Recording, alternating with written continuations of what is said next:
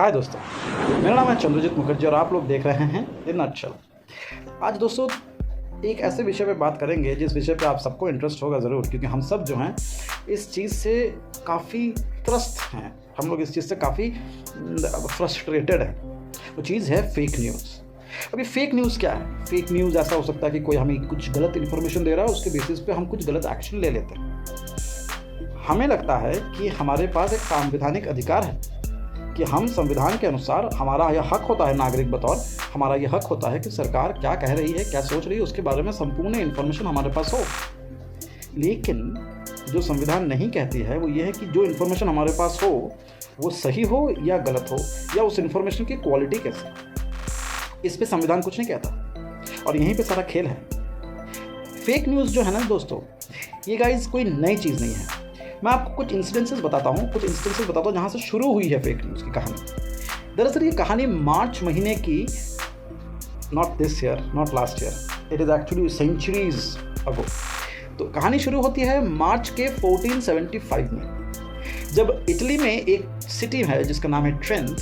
उस जगह की कहानी है। वहाँ पे क्या होता है दोस्तों कि एक प्रीचर हुआ करता था और उस प्रीचर ने एक कहानी ऐसी फैलाई कि जो लोकल ज्यूज कम्युनिटी है वहाँ की, उन्होंने एक बच्चे को मार डाला है। एक क्रिश्चियन बच्चा था, उसको मार डाला है और उसको ये खून को पी कर उन्होंने ईस्टर से सेलिब्रेट किया है। ठीक है, अब बात यहीं ख़त्म नहीं होती है।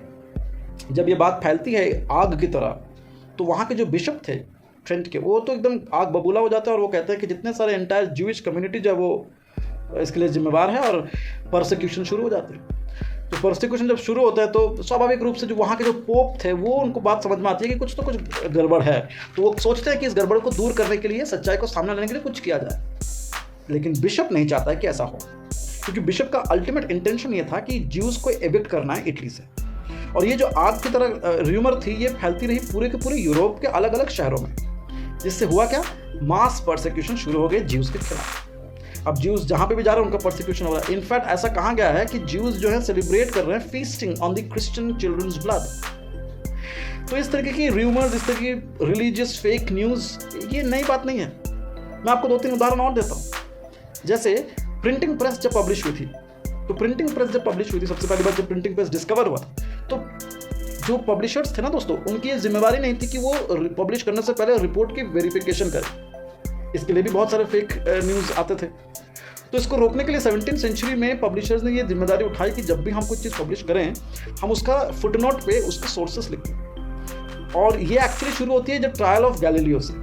अब ये जो फुटनोट आज के तारीख में हम लोग लिखते हैं, ये एक्चुअली 17वीं सेंचुरी में शुरू हो गई थी, just to verify the authenticity of a report. वो पहले नहीं थी। और इसी चीज़ को कहीं ना कहीं कहा जाता है प्रोटो नेशनलिज्म। ये बहुत ही इंटरेस्टिंग टर्म है दोस्तों। मैं आपको एक और उदाहरण देता हूँ। जैसे 1755 या 56 के आसपास लिस्बन में बहुत बड़ा अर्थक्वेक होता है, it's a great earthquake, dangerous earthquake. तो उसमें भी लोगों ने कहा था कि ये रिलीजियस कारणों से हुआ। क्यों? क्योंकि जिस दिन ये अर्थक्वेक हुई थी दोस्तों, उस दिन एक रिलीजियस फेस्टिवल था।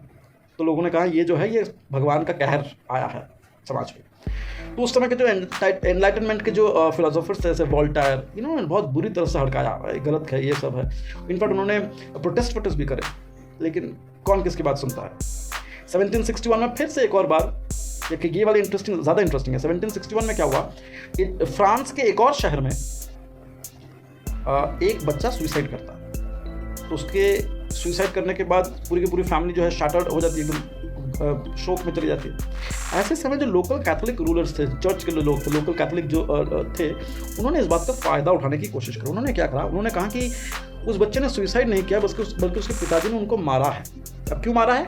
क्योंकि वो बच्चा जो है वो कैथोलिसिज्म में कन्वर्ट होना चाहता है। जैसे ये बात राजा के कानों में पहुंची, राजा तो आग बबूला हो गया। उसने कहा अच्छा ऐसा है, मतलब वो बेचारा सुसाइड नहीं किया, उसके पिताजी ने मारा है, just because he wanted to convert himself into a Catholicism. उसके पिताजी को डिटेन कर लिया गया और पब्लिक टॉर्चर किया गया। और वो खतरनाक टॉर्चर था। मतलब पहले एक पहिए से बांधा गया, फिर उनके हाथ पैर को सॉकेट से खींच कर स्ट्रेच करके निकाल दिया गया, फिर अलग अलग करके लिम्स को तोड़ा गया। बहुत ही बुरी तरीके से मारा था। इस पे वोल्टेयर ने फिर अपना प्रदर्शन किया था, प्रोटेस्ट किया था कैथोलिसिज्म के खिलाफ।